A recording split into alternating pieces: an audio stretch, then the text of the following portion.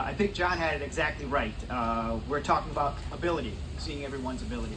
I was just talking to some of you earlier today. My son graduated this year, so he finally walked across the stage at Charlotte High School. He's 22, and I said, look, it's not how long the journey takes. As long as you get there. He did it in his own way, but it shows that with the right supports and services, everyone has ability and everyone can achieve. And that's what today's announcement is about. It speaks to that. So I want to thank Northeast Grocery. I want to thank NYSID. I want to thank the Center for Disability Services, the organizations that are represented here today, for inviting me being a part of this. This is my passion.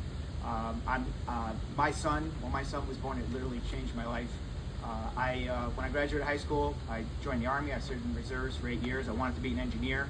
I was in Missouri for a little while. I came back, and I finally got my engineering credentials, my license, and I worked in that career for a long time.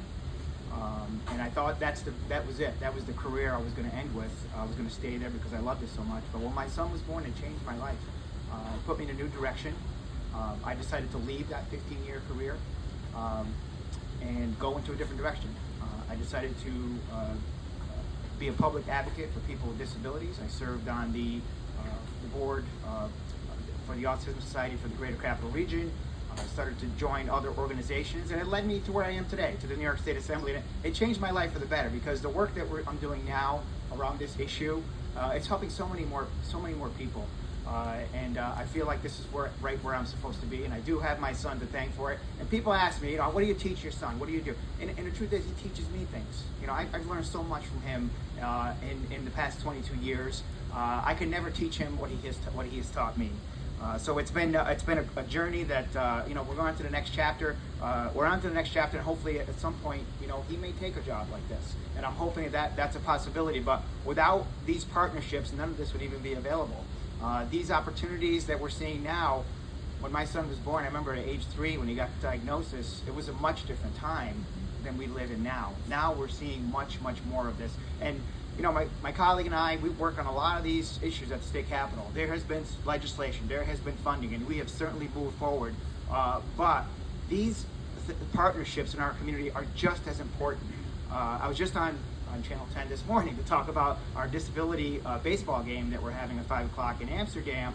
But I talked about how important it is for people to engage in what we're trying to do, to make our community more welcoming and more inclusive. And we're seeing more and more of that. Sensory friendly was an unheard of term, and now we're hearing it almost every day. So the statistics, Maureen had it right on, 67%, almost 70% of people with disabilities unemployed. And that means that we need to do more. That means that by setting examples like this, we can inspire others to do more, to move the ball forward. So I'm super excited about this partnership. It's a very unique initiative. I think it's going to offer opportunities that we haven't seen before. I do have to give a shout out to Price Chopper, Market 32, Mona Golub is here, and Neil Golub in our community back in Schenectady. You hear those names a lot because they are everywhere and they are doing work like this. And they've been doing it for years and years. It's nothing new for them because they've always given back to the community. And this, Mona, is so close to my heart. I cannot thank you enough. My family thanks you for all that you've done.